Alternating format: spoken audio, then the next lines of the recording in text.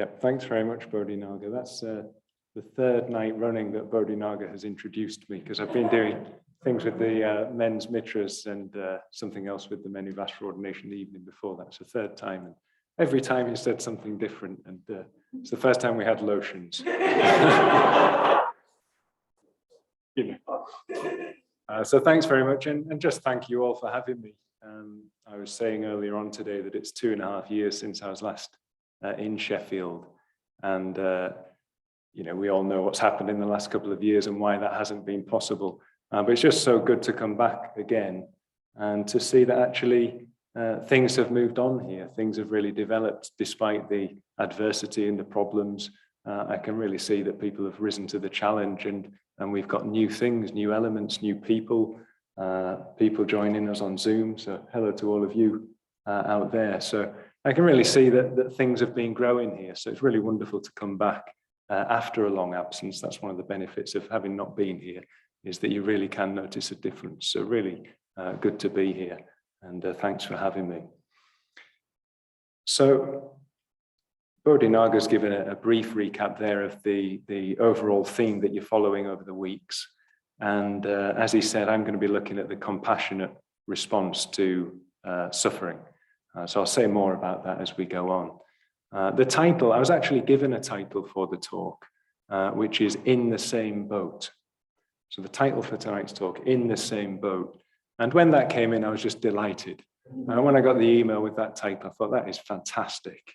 I'm going to really go to town with that particular metaphor. Like Bodhinaga said, I've got a history of, well, family history in seafaring and being from Hull and the rest of it.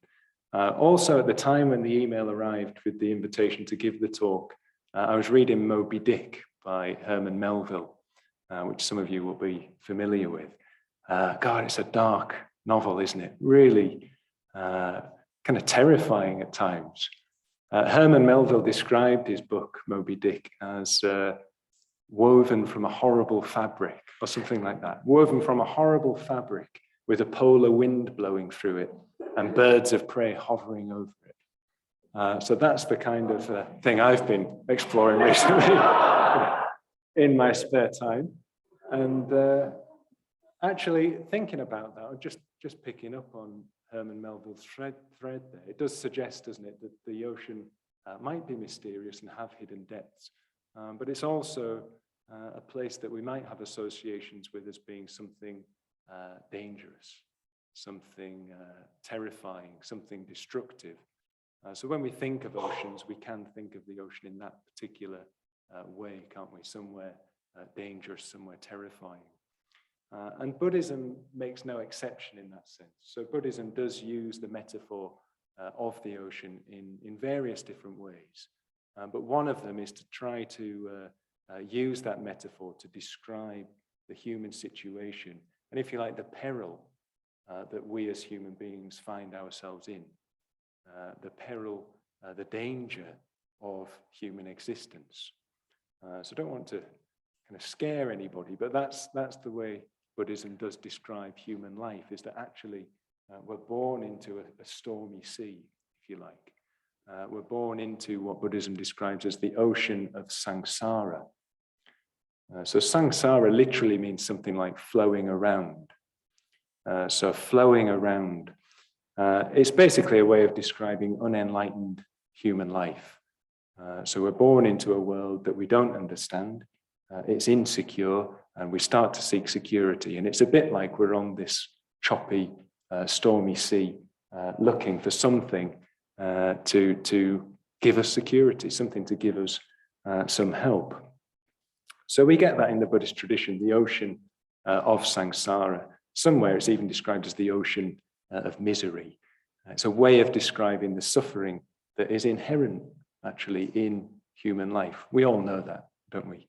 We've all experienced suffering, pain, and difficulty. And it comes in waves, doesn't it? That's why the metaphor is quite appropriate. We experience suffering coming in waves, sometimes pain, sometimes pleasure, this constant flowing around in the ocean of samsara. And Buddhism would say that that ocean of samsara is kind of limitless. If we were to look out on it, we wouldn't see an end to it anywhere. It's kind of a shoreless ocean of suffering. And not only is it kind of vast and broad, it's also really, really deep. So the Buddhist tradition talks of 3 levels of dukkha. Maybe you've covered these in previous weeks, I don't know, but just a quick recap. So we get, first of all, dukkha, which is the kind of ordinary pain that we might all experience all of the time, you know, toothache, backache, physical pain, discomfort, the pain of old age, getting older, that kind of thing. So this kind of quite ordinary level of dukkha. But a deeper level still, we get viparinama dukkha, which is the pain of trying to hold on to that which is pleasurable. So we experience pleasure too, don't we? But when we try to hang on to that and fix that and make that a constant aspect of our experience, well, then we do experience again a deeper level of dukkha. The next level, the third, is khandha dukkha, and that's the pain of knowing that ordinary experience is just not going to fulfill us. Even if we could gather together lots of pleasurable experiences, exclude the things that are painful, that alone cannot satisfy the deepest longings of the human heart. So on that very deep kind of existential level, there's this third type of dukkha or suffering. Now, sometimes you can understand this, can't you? Sometimes Buddhism gets described as being pessimistic for that reason. You know, not only is the ocean of suffering really wide, it's really deep. Yeah, thanks. So Buddhism does get charged at times with being pessimistic. That's actually a misunderstanding. It's a misinterpretation of what the Buddha taught and what he said. So yes, there was this emphasis on, and is this emphasis on, the pain that's inherent in human life. But it's not that Buddhism is saying that life is pain or life is suffering, full stop. It's just that life always has the potential to be painful. So there's no denial that life also has pleasurable moments. We all experience them, don't we? We all experience them. Just sitting, having a meal together and a chat before coming in here was pleasurable for most of us, I'm sure. So there's no denial of that. We're not saying that that's painful.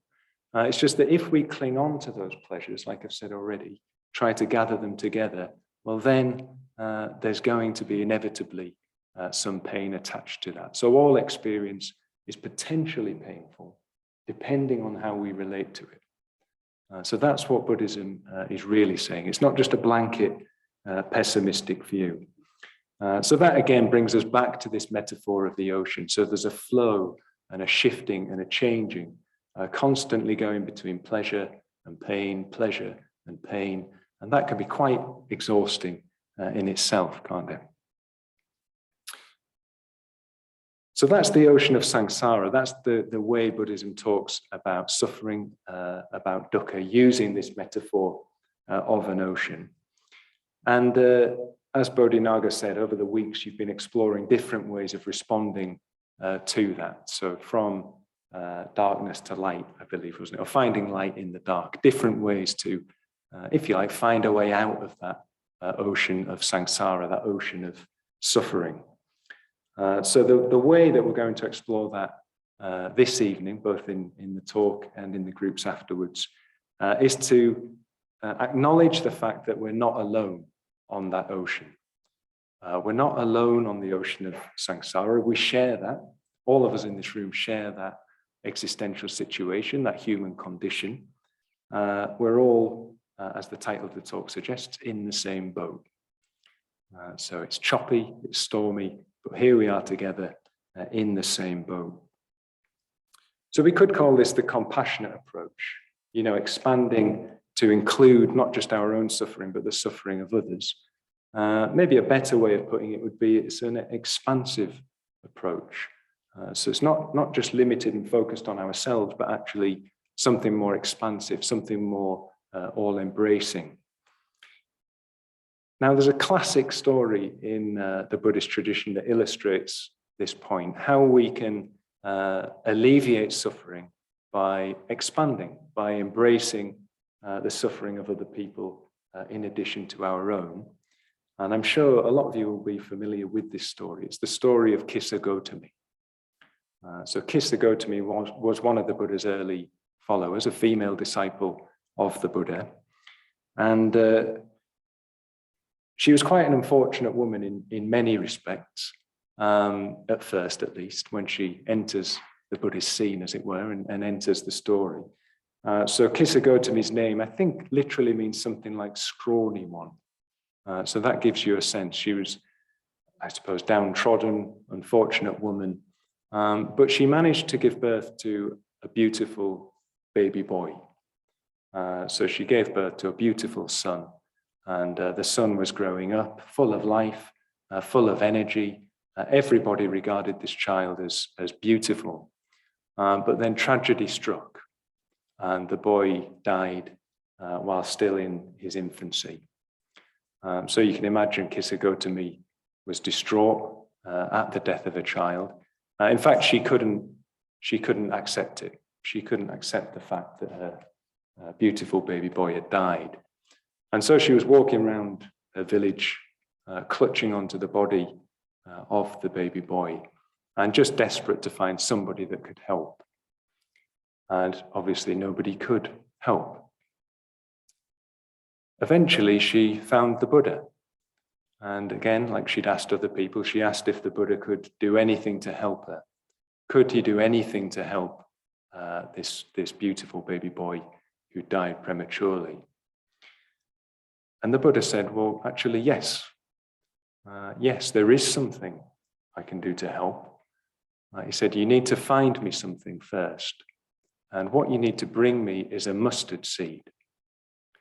So a white mustard seed. And it has to be from a house where nobody has died. That was the condition. So go and find me a mustard seed from a house that nobody has died in, and then I'll be able to help. So Kissa Gotami was delighted by that, the fact that maybe there was something that could be done. So off she went, and of course, in India, every house has mustard seeds, full of mustard seeds. But what she began to discover time after time was that none of them could give her a mustard seed from a house where nobody had experienced death or grief. So house after house, nobody could give her that. And each time she spoke to somebody, they said, do not remind us of our grief. The living are few, the dead are many. And Kissa Gotami gradually, after visiting house after house, hearing the stories of different people, the stories of their grief, the different people who died, she began to have a breakthrough. And the breakthrough was recognizing that others were in exactly the same position as her. She wasn't alone in her grief. Actually, others had experienced grief too. And that was the breakthrough for Kissa Gotami. She broke out of her own self-concern, her own grief, the pain that she herself was feeling, and was able to connect with the suffering, the grief of other people.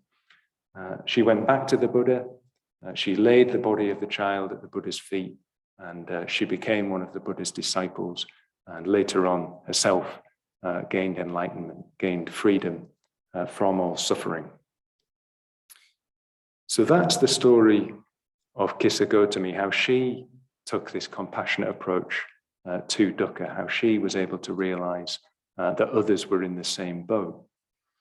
And the Buddhist tradition as a whole takes that even further, or takes that story, develops it into a whole theme, develops it actually into a whole strand of the Buddhist tradition.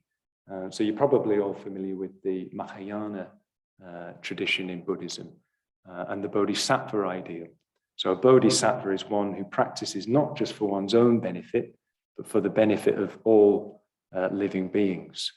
The classic sutra in the Mahayana on this particular point is the Vimalakirti Nadesha.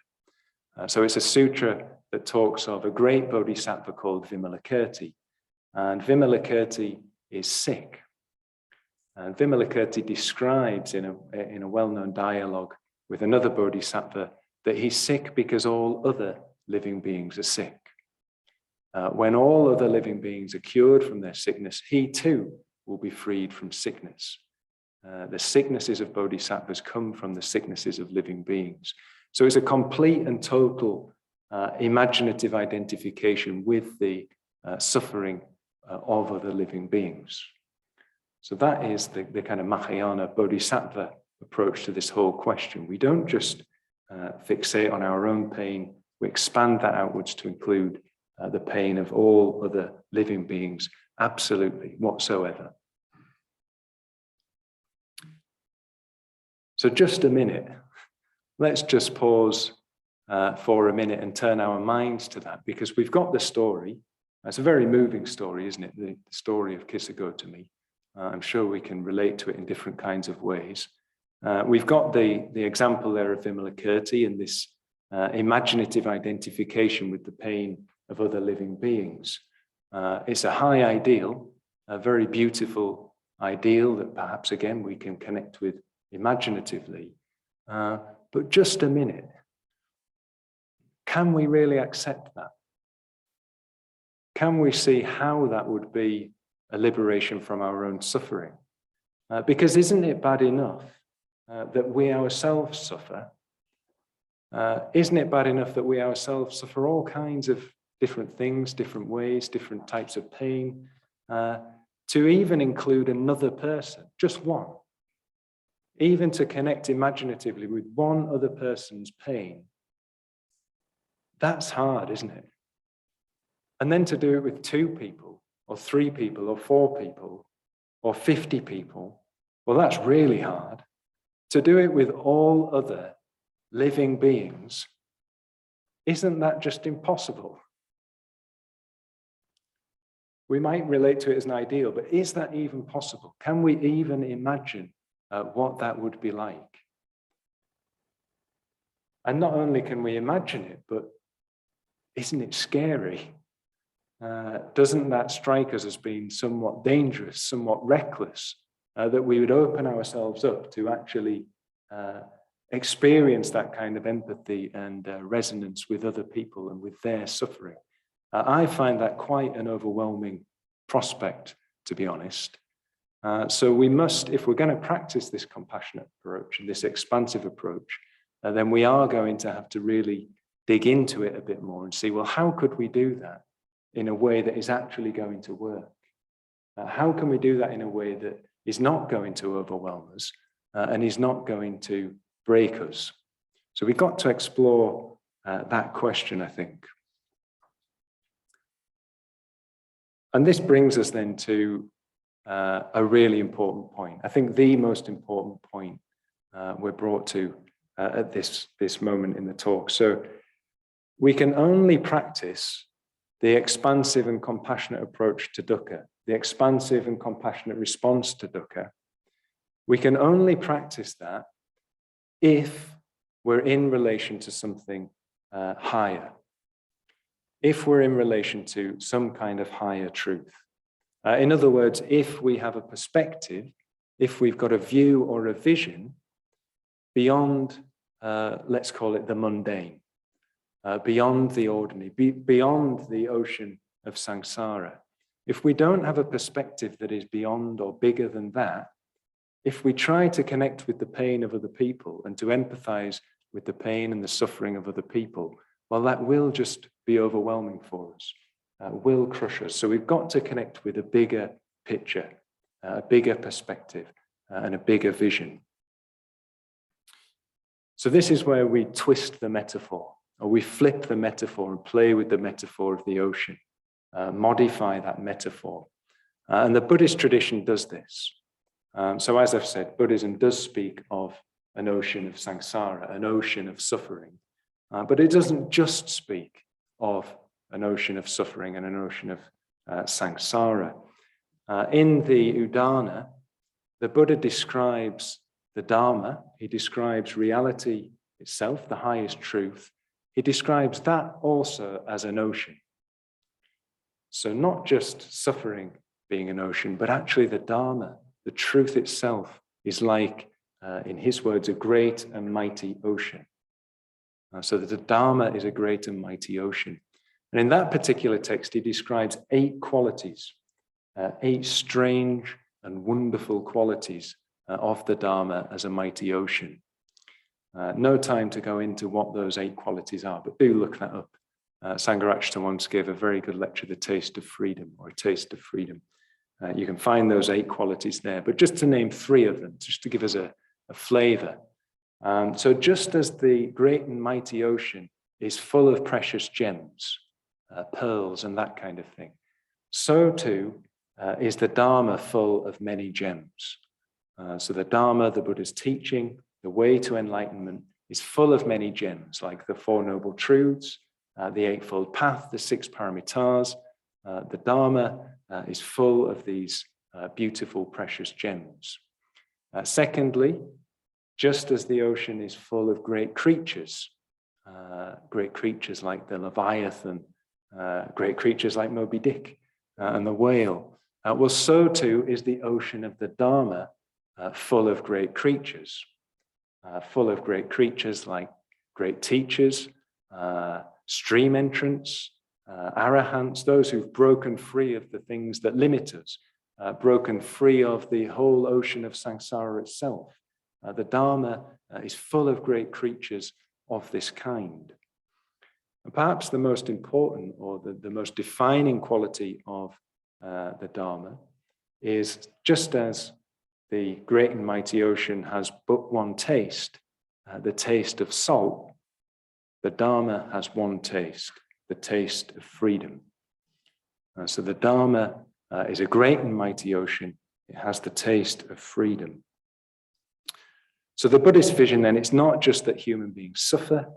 It's not just that human beings are on an ocean of suffering, that we are on an ocean of suffering, but we're also capable. There's also the possibility of entering into the ocean of the Dharma and into the freedom that one finds in the ocean of the Dharma.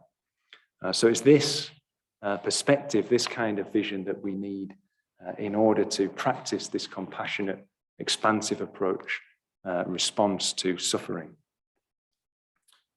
So this is how the Buddha himself saw life. This is how the Buddha responded to life after his own enlightenment. So the texts tell us that at that time, sitting beneath the Bodhi tree at Bodh Gaya, having realized nirvana, having been freed himself from the ocean of suffering and all those limitations, at that time, he looked out on the world imaginatively, if you like, considered human life, considered other living beings. And what he realized was that, well, yes, people are suffering through all kinds of different ways. There is attachment that couldn't be ignored. The Buddha felt compelled to do something about that, to respond to that. But we're told he saw more than that. It wasn't that he just saw the suffering in the world and the difficulties people were having. He also saw the potential in everybody to overcome that suffering and overcome that difficulty.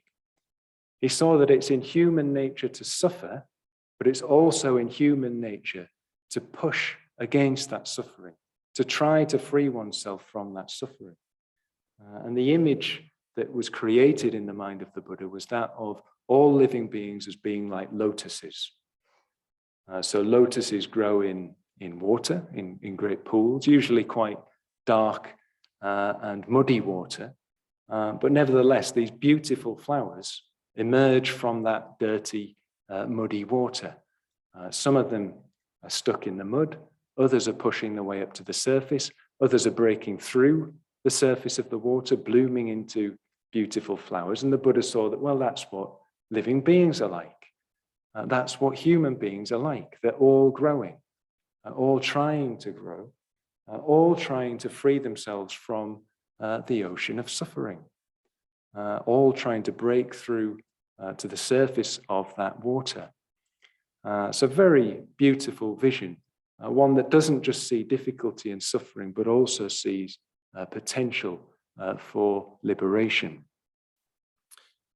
So that's the vision then, that's the perspective that Buddhism has, that's the view, that is the vision that's needed if we are to be able to relate to other people in terms of their suffering. We need that vision of their potential too. Otherwise, we will, as I've said already, be overwhelmed. But what do we do with that? So let's try to get practical just as we approach the end of the talk. So can we draw out some practical things from what's been said already? How do we actually practice that expansive and compassionate approach to dukkha? How do we do that? So even if we can accept this vision, even if we can accept that, yes, people suffer, yes, people have the potential to be free of that suffering, what do we do? What do we do in relation to other people, our friends, our families, people that we meet on the street, people that we don't know, but that we're aware of as being out there and in difficulty? So to explore that, we'll look at another story. It's the final story that we'll consider in this talk. And again, this comes from the Buddhist tradition, from the earliest scriptures, comes from the Vinaya Pitaka, which is part of the Pali Canon, the earliest portion of Buddhist scriptures that we have. And the Vinaya is actually, well, it gets translated as the monastic code. It's the set of rules, if you like, or the discipline that was established by the earliest members of the Sangha. And a particular story that we find in the Vinaya, well, I'll set the scene. So the Buddha is with Ananda, who's his cousin and friend, and also the personal attendant of the Buddha in the second part of his life. So looking after the Buddha, making sure he's got what he needs. The Buddha and Ananda are, it's said, doing the rounds, so to speak, of the huts where the other followers of the Buddha are staying. So they were people who'd gone forth, living in the forest, living in huts and settlements, and would go into the villages to beg for alms food. So the Buddha and Ananda, you can imagine them just going around and seeing what's happening, keeping an eye on people, seeing how are they practicing, how are they getting on, how are they doing. So the Buddha and Ananda are going round. And what they find in one of these huts is a sick monk, a bhikkhu, a sick bhikkhu. And immediately the Buddha helps.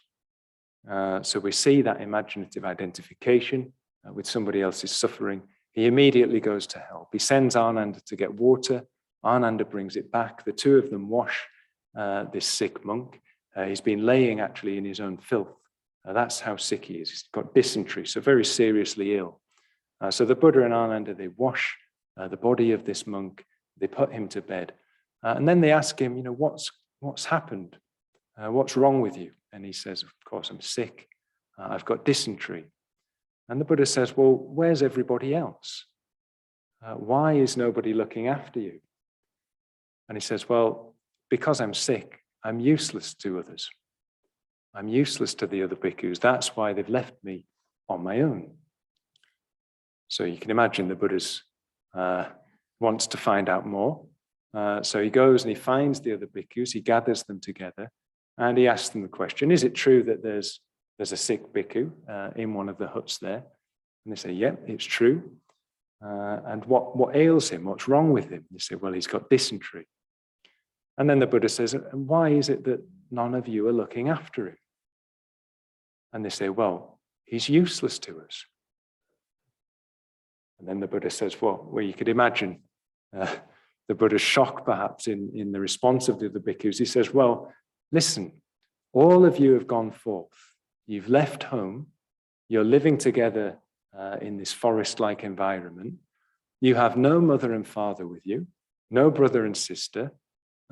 Who else, if not but each other, who else is it that's going to look after you?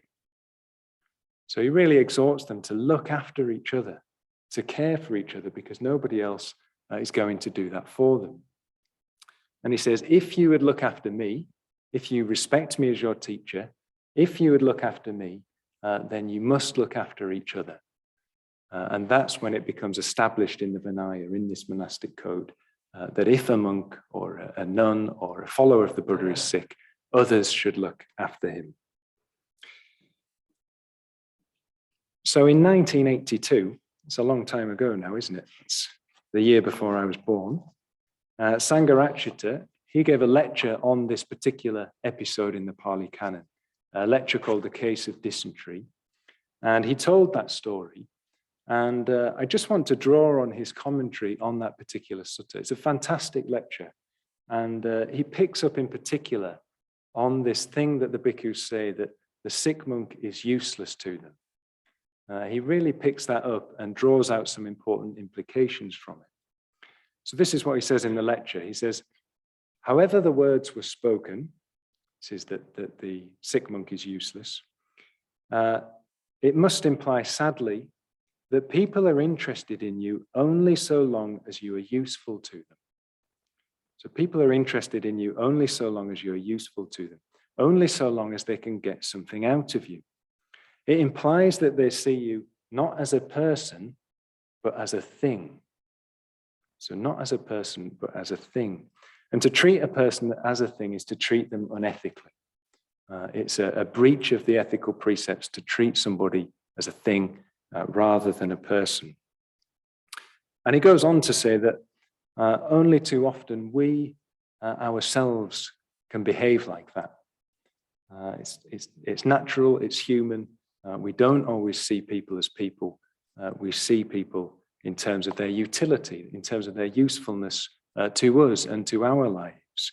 He says that can even happen even within the context of a sangha, even within the context of a spiritual community.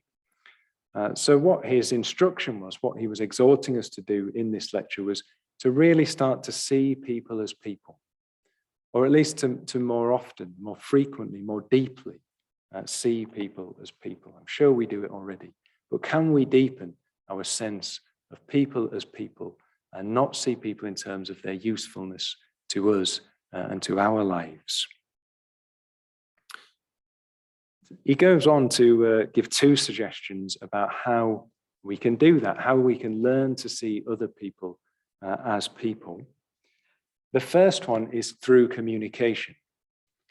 So through communication, we can learn to see other people as people. So when we talk to people, when we come into relationship to them, we do get to see the whole person, don't we? So when Bhante talks about communication, he doesn't just mean kind of contact and sharing information and, how are you doing? I'm all right, thanks, yeah. And then moving on to something else. He means a real deep meeting of two people, a real deep sharing of the experience of being human and what it's like. So coming together with another person on the basis of a shared exploration of what's really important in life. That's what communication is. So when we do that with another person, we get the benefit, don't we, of being able to fully reveal ourselves, fully share ourselves with another person. We get the benefit of witnessing them, sharing themselves and their experience and what it is for them to be a human being. So if we do that, naturally, we'll see those two things that I've already mentioned. We'll see that people suffer. We can't ignore it. If we come into communication with somebody, we will see that they suffer. Also, we'll see that they don't just suffer. Actually, we'll see that they have the potential to be more than that, to be free from that. So if we really see another person, we'll see them like the Buddha. We'll see them like a lotus, growing through water. Sometimes that's choppy water, sometimes it's dirty and dull water, but we'll see them growing and trying to flower and trying to unfold. So that's the first thing, communication. The second way that we can learn to see people as people more deeply is through taking delight. That's what Sangharakshita says. So we can take delight in another person. We can enjoy them. We can enjoy witnessing them being human and all that entails, all the crazy things, all the ups and downs. We can take delight in that, enjoy that. So we can see other people unfolding, we can see them overcoming limitations. Curiously enough, even when we see somebody else suffering, there's a kind of delight that we can take in that. Not because they're suffering, that's not what I mean, but we can take delight in the fact that human beings have a real resilience.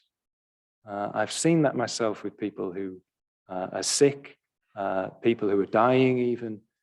In those circumstances, in the midst of suffering, people can have a real strength, a real courage, a real resilience, and we can really take delight in that and rejoice in that. So those two things, I think, give us at least some practical beginnings, don't we? How we can relate to people as people more deeply, how that will bring us into relationship with their suffering, but how it will also bring us into relationship with their potential, with their unfolding.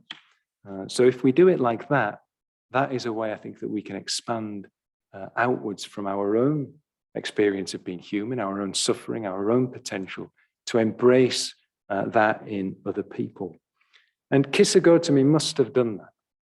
And that's the only way I can relate to that story, is that she must have been able to do that. That's what must have happened as she went from house to house, asking for the mustard seed.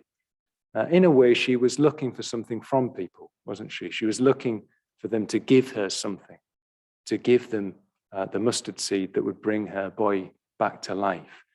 She didn't find that, but instead what she found was that rather than seeing people as things and people in terms of their usefulness, she saw them as people. She saw them as people who suffer and experience grief, but also with potential and resilience. She must have got into very deep communication with people, them sharing their stories, sharing their grief. She must have taken some delight and been impressed by their resilience, their strength, and their courage.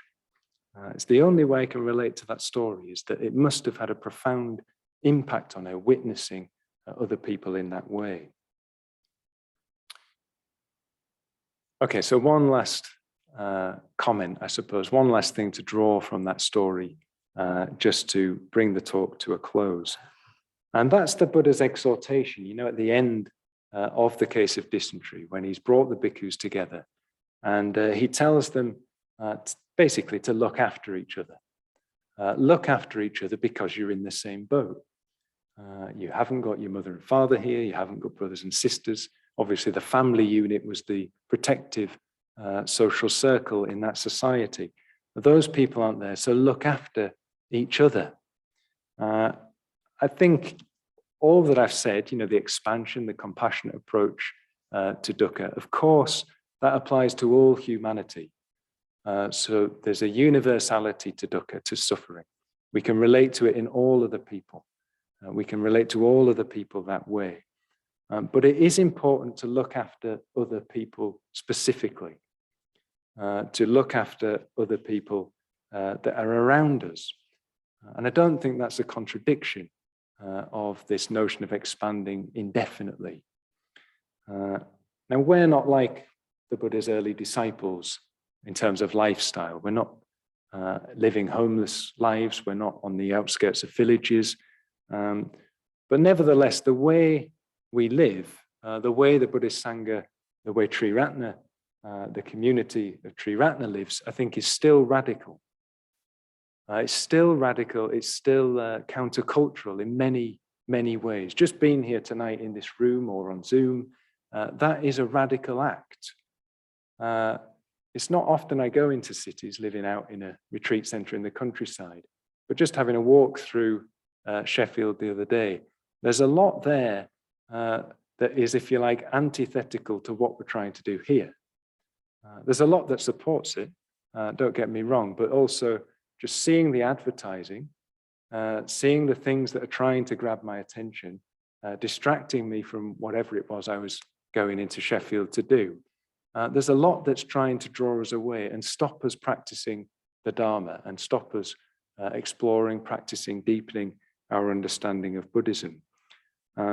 So just like the Buddha and his disciples, it's a radical act to try to live this life. It's a radical act to try to help each other to overcome our suffering and allow us to relate to each other in terms of our potential. So there are all these things trying to draw us away from that. If we're not looking after each other, if we're not responding to each other's suffering, responding to each other's potential, we can't rely on other people outside to be doing that for us. So in a way, this compassionate approach to dukkha, this expansive approach, it has to start here, doesn't it? It has to start here with each other. It has to start with our spiritual friends. It has to start with the other people that we're getting to know who are also interested in Buddhism. So we're in the same boat in terms of humanity as a whole, but we're definitely in the same boat as a practicing Buddhist Sangha. So I think that's really important, that if we're going to practice this anywhere, as we start to expand, open our hearts to everybody, we particularly do that with each other as fellow sailors in the boat on the ocean, not just of samsara, but also on the ocean of the Dharma. And if we do that, of course, we'll begin to taste that freedom that the ocean of the Dharma offers us. We begin to taste that, and the more we taste that, the more we can offer that to others and invite them into the boat that we ourselves find ourselves in. Okay, I said I'd do something with the metaphor, and there you go. I'm just going to do one last thing by way of closing, and that's to finish with a teaching from Padmasambhava. So Padmasambhava, the great Indian yogi who helped to establish Buddhism in Tibet.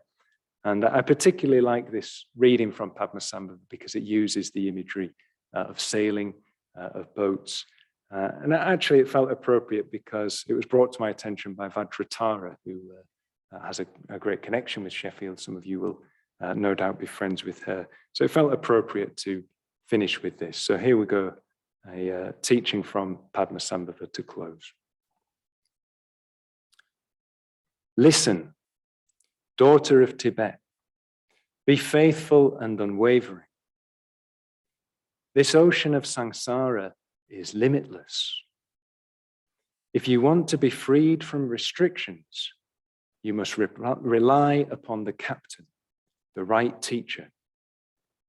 You must board the ship of the oral teaching lineage and raise the great sail of profound instructions. You must send forth the explorer ravens of advice and counsel and scare off the crocodiles of hindrance with the sound of the conch. You must manage the winds of unskillful action using weights of lead. Inspire a favorable breeze by the power of your faith and fill the pontoons with the purity of your commitment. In an instant, you will cross on the waves of maturation and liberation and reach the island of the wish-fulfilling jewel. There, all desires for enjoyment are satisfied. There, all appearance is rich and precious. There, no dirt, gravel, or decay will tarnish your joy. Now be happy, for endless bliss will come. Thank you.